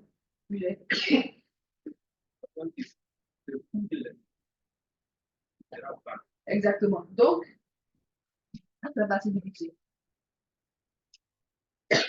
Et le projet, pour eux, une fois que les parcelles, les clients, les exploitants viennent payer pour avoir le périmètre. Mais quand ils ont fini aussi, ils payent de l'argent à l'État de Côte d'Ivoire, ils payent de l'argent aux, aux régions, ils payent de l'argent aux préfectures. Donc, il y a tout un système qui est mis en cartographie, qui est mis en place pour voir si ta parcelle est sur par exemple, si 15 est Dabou, tu vas payer de l'argent. Les taxes que tu payes vont être divisées entre Dabou et si 15, mais en même temps avec la région. Vous comprenez? Et ils ont voulu mettre en place ce système d'information, ce qui a été fait. Mais pour pouvoir travailler, leur proposer en fait le système qu'il il fallait faire l'état des lieux. L'état des lieux, c'était d'aller chez eux et puis voir ce que chacun faisait, comment c'était fait. Donc, je suis allée chez eux avec un formulaire que j'ai distribué dans tous les services. Et puis, j'ai regardé le travail de chacun. C'est comme ça que j'ai vu que dans certains bureaux, il y avait des bordereaux DRH. Il y a des bordereaux. D'abord, il y a des bordereaux que les exploitants pourraient bien acheter. Quand ils reviennent, quand le bordereau finit, ils reviennent déposer le bordereau pour acheter un autre bordereau. Donc, à partir de ce bordereau qu'ils ont déposé là, ils remplissent. Chaque fois qu'ils coupent un arbre X, ils mettent les coordonnées de l'arbre. Ils mettent les coordonnées de l'arbre, ils mettent la taille de l'arbre, le type d'arbre, le nom de l'arbre, les différentes caractéristiques, avec quel tronc, la taille de diamètre, etc., etc. Donc, eux, le service cartographie, le service site du ministère des Eaux et Forêts, eux, pour chaque arbre coupé, ils renseignent les coordonnées dans le système d'information géographique pour voir où l'arbre est positionné. Parce que l'arbre peut être d'une réserve. Donc, si le monsieur ment, automatiquement, on sait, parce qu'on connaît ça. Si on dit qu'il est dans le périmètre, il a le périmètre 205. Que ton arbre n'est pas dans le périmètre 205. Donc, c'est dans notre périmètre. Ça veut dire que tu as exploité l'arbre d'un autre exploitant forestier. Donc, tu vas lui reverser l'argent. D'abord. Si c'est dans une forêt classée, là aussi, tu vas avoir des pénalités à payer. Vous comprenez? Et puis après, cet arbre-là va être suivi. Donc, quand l'arbre rentre dans une usine, c'est noté dans le poursuivre, ça permet de suivre en fait le trajet de l'arbre. Vous comprenez? Donc, tout ça, j'ai noté tout ce que le client vient, le forestier vient, il fait ceci, il prend telle chose, il va. Tout ça, c'était noté. Après, les données sont transformées comme ça. Donc, comment les données sont numérisées? Il y a un service ici. C'est ce service-là qui reçoit les bordereaux, qui rentre dans un tableur Excel, il rentre les coordonnées des arbres. Quand il finit, il y a un autre service. Il vient prendre sur clé le fichier Excel, il est dans notre service, il est dans notre taille, il va là-bas, et puis maintenant, il transforme ça en shapefile. Vous comprenez? Donc, j'ai tout noté. Toutes les procédures, tous ceux qui sont acteurs dans ce système-là. Quels sont les bordereaux qui viennent, quels sont les bordereaux qui sortent, etc., etc., etc. Donc, pour implémenter leur système, il fallait regarder, observer, décrire tout le travail qui a été fait.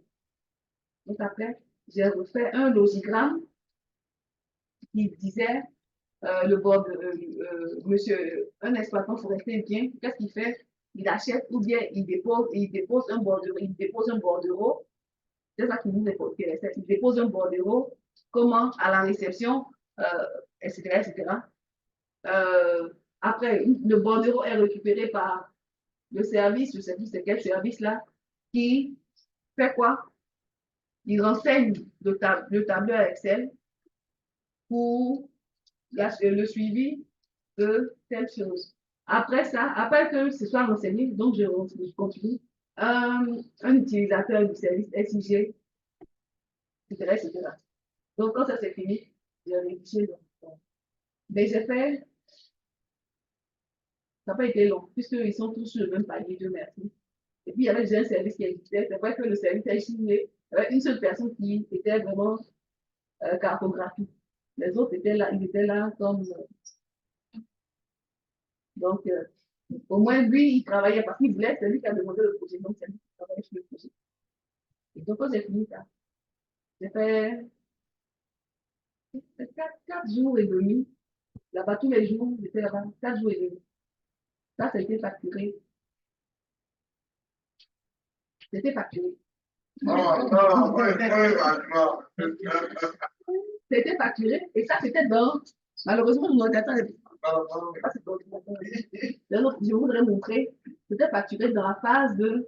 Dans la phase de truc. C'était bien. L'analyse des besoins, c'était bien.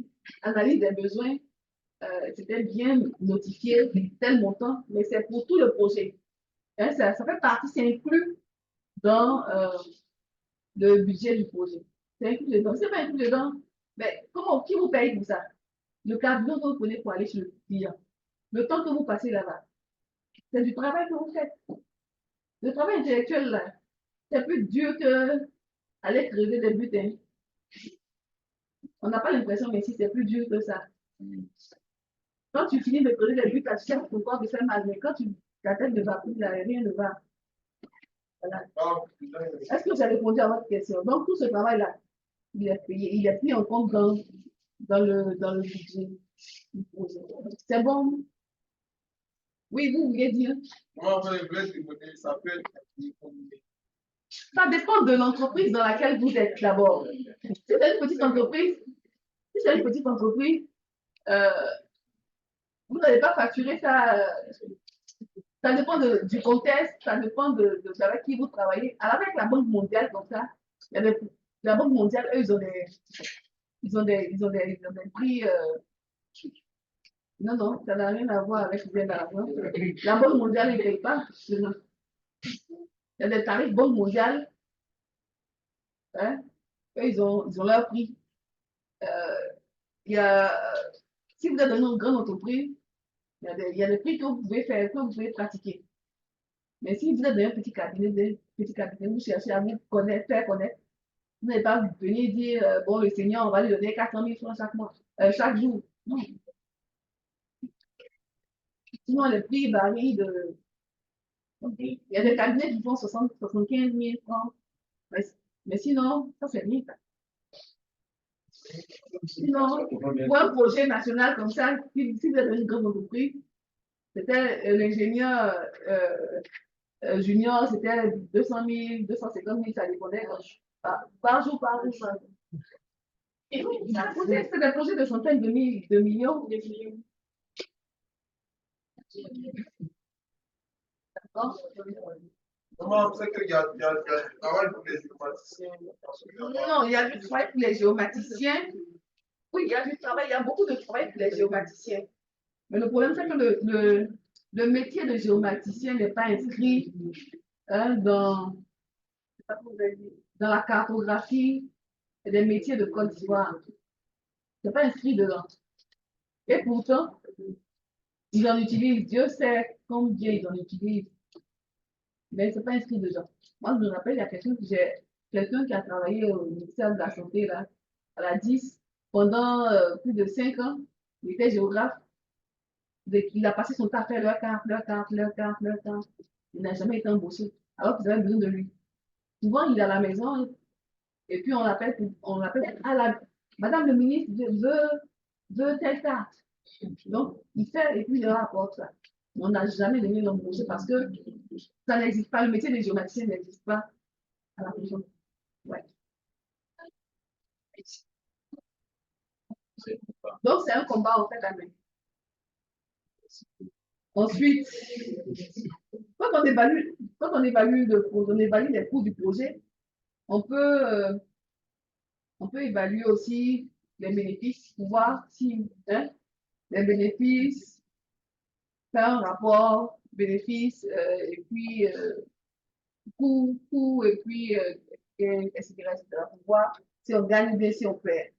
Une fois que l'analyse des besoins est faite, quand vous avez fini votre analyse, vous devez faire maintenant votre votre rapport final pour dire, donc c'est dans le rapport là, vous allez dire exactement, voilà, on a fait, voilà ce qu'on a vu, voilà ce qui manque pour le projet, voilà voilà ce qui manque pour le projet.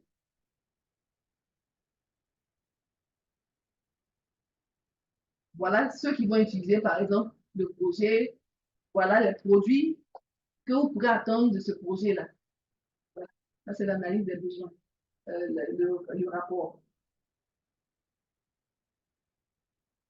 Donc, vous allez décrire aussi les données qui vont être utilisées, les applications que vous envisagez faire bien, le système que vous envisagez mettre en place, vous allez devoir le décrire. Et puis, vous pouvez appuyer en expliquant les avantages du projet là. Évidemment, vous voulez qu'on vous prenne. Vous avez fini de faire l'évaluation, vous voulez qu'on vous prenne. Il y a des gens, je voulais dire, il y a des gens qui payent pour faire des analyses des besoins. C'est-à-dire ils vous disent pas qu'ils veulent mettre en place tout de suite un projet. Ils disent, je réfléchis j'ai une idée, je veux faire ça. Mais bon, venez analyser, venez faire une analyse pour voir si c'est possible. Donc, vous allez faire une analyse. Maintenant, si il va vous payer pour ça, vous avez fini, mais dans votre conclusion, vous pouvez dire, ce serait bénéfique si qu'on puisse vous prendre là. Donc, vous allez vendre, oui, ce serait bénéfique parce que voilà, vous allez expliquer. Si vous prenez le sigle là, voilà ce que ça va vous donner, voilà ce que vous allez pouvoir faire, voilà le gain de temps, par exemple. Parce que vous êtes rendu compte, par exemple, qu'il faisait des cartes à la main. Si vous prenez le sigle, voilà, ça va vous faire des gains de temps, voilà, ça va vous faire gagner ceci, etc., etc. Donc, vous serez bien. Parce que souvent, ça arrive, hein, on vous demande de faire l'analyse des besoins seulement. Vous venez faire votre analyse des besoins. Une fois que vous avez fait l'analyse des besoins, vous êtes d'accord, ils ont validé l'analyse des besoins. Parce qu'une fois que vous faites l'analyse des besoins, ça va être validé. Une fois que c'est validé, maintenant, vous allez écrire le cahier de charge. Le cahier de charge. J'ai dit que le cahier de charge, il permettait de formaliser les besoins. Donc, il va formaliser, on va définir la solution dans le cahier de charge, on va définir la solution technique. On va expliquer les fonctions de ce qu'on va mettre en place, quels sont les produits qu'on va obtenir, qu'on va mettre en place. Donc, c'est dans le détail qu'on va expliquer. Et puis, tous les livrables, tout ce qui va être produit, d'abord, tout ce qui va être rédigé comme rapport va être notifié. Quand on va finir la phase d'analyse, il y aura un rapport. Il y aura une validation de votre part. Tout ça, ça va être listé. Oui, oui. Donc, vous n'avez pas validé, on ne continue pas le projet. Donc, tout ça, ça va être écrit dedans. Parce que chacun doit pouvoir se retrouver dedans. Ce n'est pas que demain, non, je n'ai pas validé, vous avez continué. Je dis que quand je finis là, j'envoie le livrable validé et je continue. Donc, tout ça va être écrit. Quels sont les moyens qu'on met à ma disposition, qu'on met à la disposition pour pouvoir faire mettre en œuvre ce projet-là. Tout ça, ça va être écrit. Les moyens financiers, les moyens humains, les moyens techniques, tout ça. Vous mettez tout ça, vous allez écrire tout ça. Tous les coûts aussi qui vont être engendrés, comme je disais là, tout ce qui a été listé là. Vous allez tous les coûts, vous allez les lister dans le cahier de charge. Donc, parce que lui, il va accompagner tout le temps le projet. Tout le déroulement du projet, c'est à lui qu'on va se référer pour voir où vous en êtes. Parce que dedans, vous allez mettre à la date X, on doit être à telle étape du projet. Tout ça, ça va être mis dedans. Donc, le cahier de charge, on prend beaucoup de temps pour le rédiger parce qu'il ne pas se tromper, de ne pas être en porte-à-faux avec ce qu'on fait.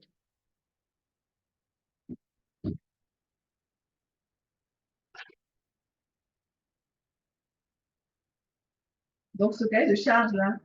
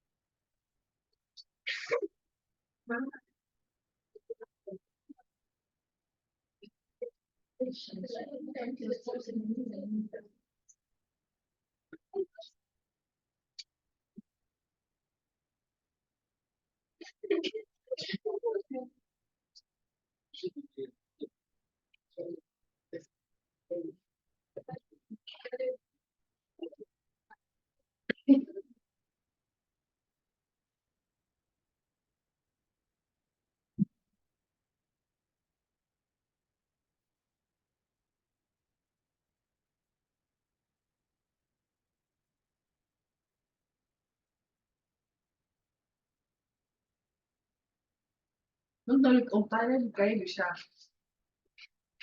Le cahier de charge va présenter. Non, ça ici.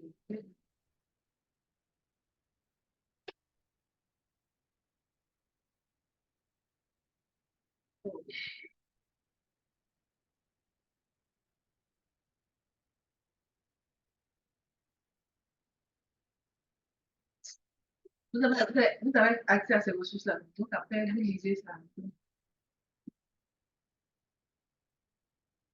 Est-ce que vous avez lu? Non, je pas que j'allais ajouter autre chose.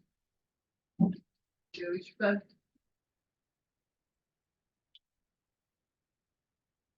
Est-ce que vous avez lu? Je demande aux personnes de répondre.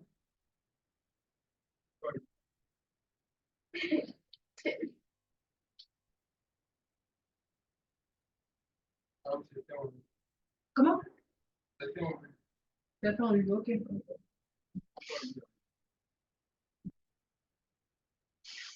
Donc, il disait que vous allez me poser des questions. Madame, s'il vous plaît. Oui?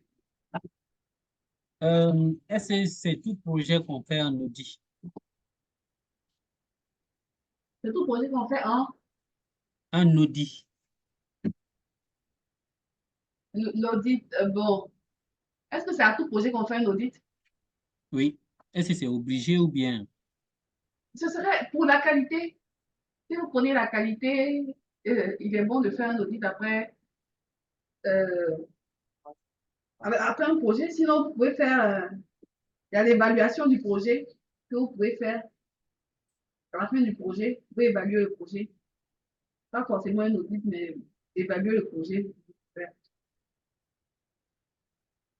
Si vous avez des agents de suivi évaluation, vous mettez quelqu'un pour le suivi et l'évaluation du projet.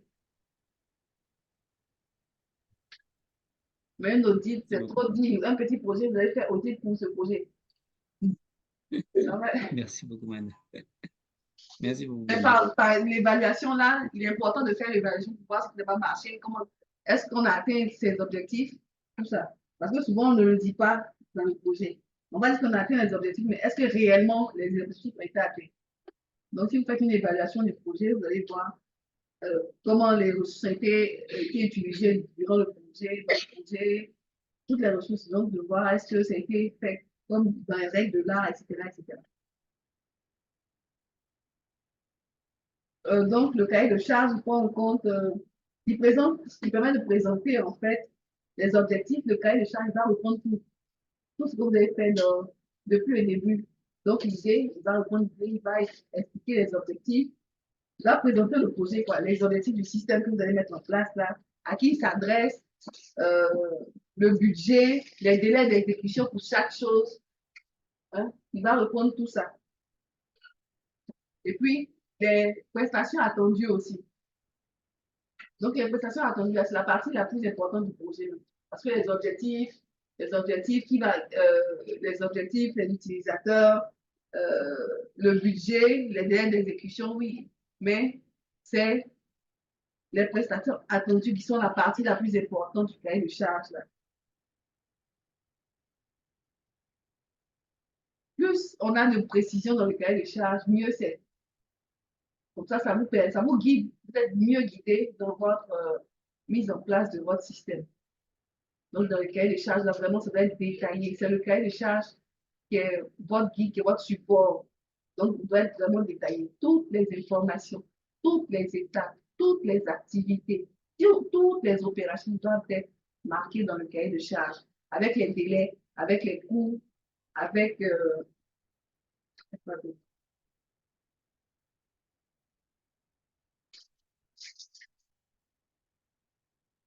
mais, bon, vous aussi, quand vous finissez d'écrire le cahier des charges, après, quand c'est pas un appel d'offres, que c'est juste... on vous demande de faire l'analyse des besoins. Quand on finissez de bien écrire, c'est ça qui tue un peu le truc parce que quand l'analyse, vous avez bien fait votre cahier de charge, le client vous appelez pour l'analyse des besoins. Vous avez fait l'analyse des besoins, vous avez fait le cahier de charge, vous vous appelez.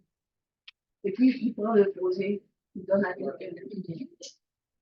C'est pourquoi souvent, les gens ne mettent que les grandes fonctionnalités dans le cahier de charge, ils ne mettent pas, ils ne disent pas pour ne pas avoir à elle bouger, comme on dit.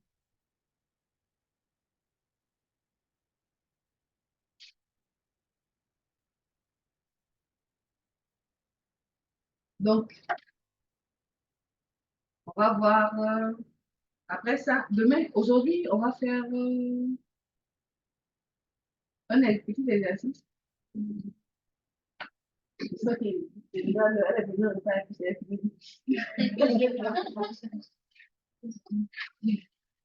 Donc, vous allez faire on va faire un exercice. Un petit exercice. Sous analyse des besoins. Donc, on fait l'état des lieux. Vous allez prendre l'exercice, vous prenez un projet. On ne va pas le faire aujourd'hui, vous allez le faire pour la prochaine fois. Donc, vous prenez un projet, chacun a parlé d'un projet, depuis, chacun a parlé d'un projet, vous allez prendre le projet. Vous allez faire objectif, état des lieux. Donc, dans l'analyse des besoins, il y a l'état des lieux. Et puis, c'est l'analyse qui fait que vous avez tout. Quand on parle d'analyse des besoins, avant de faire, on fait l'état des lieux d'abord. Qu'est-ce qui existe? C'est l'existant. L'état de l'existant. Et puis, le résultat, c'est le besoin qui ressort, n'est-ce pas? Donc, on fait état de l'existant, objectif, état de l'existant, et puis analyse des besoins. Analyse des besoins, vous allez évaluer le coût du projet. Pardonnez, prenez des petits projets ici.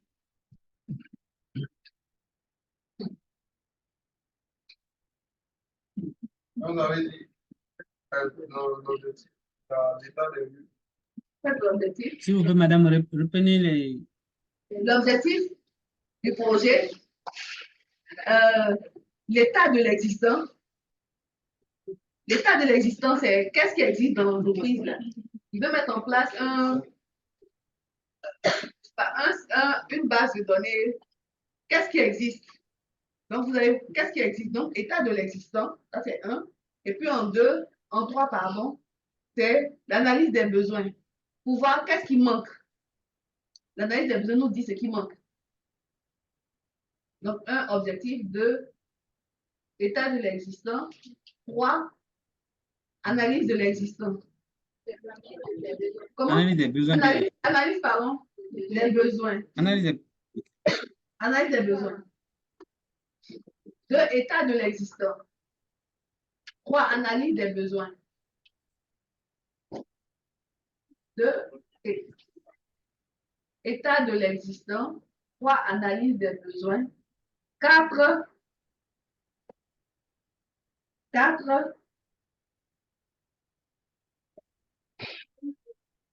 on va évaluer les coûts. Le coût du projet. Évaluer les coûts du projet.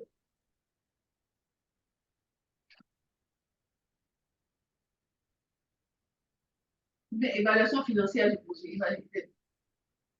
Évaluation financière du projet.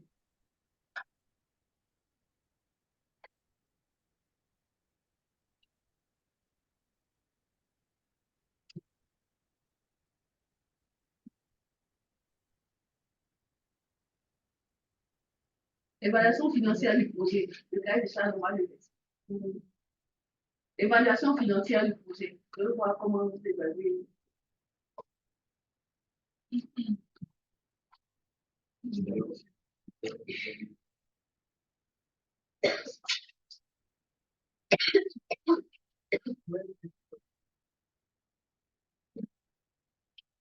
C'est bon? Le 47, l'évaluation financière du projet. Donc, quand je disais qu'on va tenir compte des ressources humaines pour tout, on tient compte des 5 éléments du système d'information géographique. Donc, les utilisateurs. Donc, votre évaluation, votre analyse des besoins là. D'abord, l'état des lieux va tenir compte des utilisateurs. Donc, à la fin, utilisateur, les ressources humaines, est-ce qu'on en a besoin, est-ce qu'on n'en a pas besoin? Si on en a besoin, on va facturer, etc. etc. Le matériel. Donc, l'analyse des besoins se fait autour du matériel aussi. Matériel, logiciel, s'il y a des procédures qui nécessitent qu'on paye, parce que quand on parle de modélisation ou bien de développement, par exemple, peut-être que vous allez prendre des procédures qui vont être faites, des opérations qui vont être faites, il faut payer tout ça. Matériel, logiciel, utilisateur, matériel, logiciel, procédure, il manque une chose. Les données, leur traitement, tout ça. Donc, comment? Oui, ressources humaines. Oui, j'en ai déjà parlé. Et bien les données. Donc, les données aussi. Est-ce que vous allez acheter les données pour venir? Est-ce que vous allez créer des données? Tout ça, ça doit être pris en compte.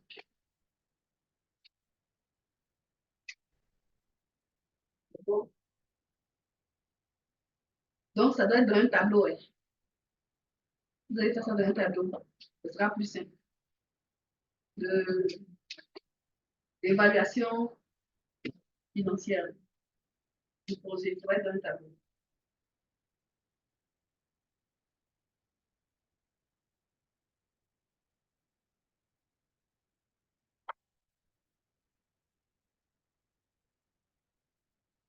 Bon. Merci à tous.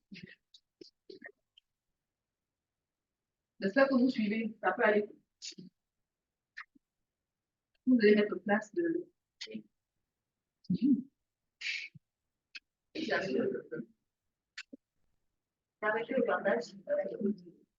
Bon, bonne soirée à tous. L'enregistrement, ça se fait comme